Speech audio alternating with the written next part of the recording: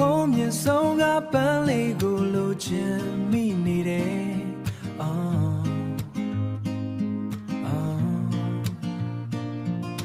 မင်းလေးဟာအမြင်ဆုံးသောပန်းတွေထက်လာပလွန်နေလို့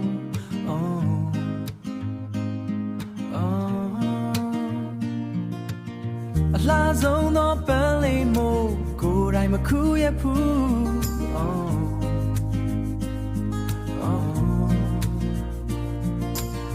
မင်းလေးကိုပိုင်ဆိုင်ဝင်လေးရခြင်းလို့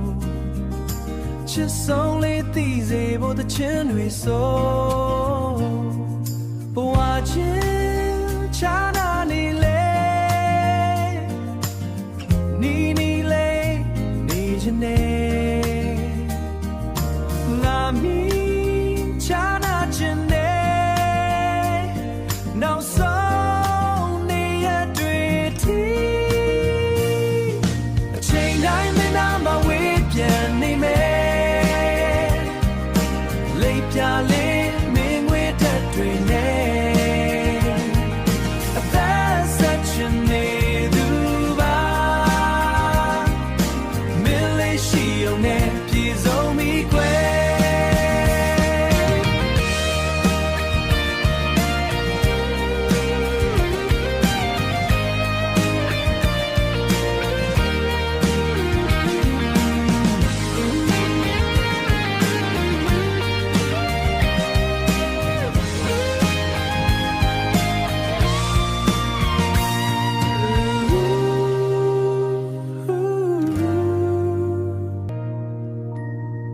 အချိန်တိုင်းမင်းနာ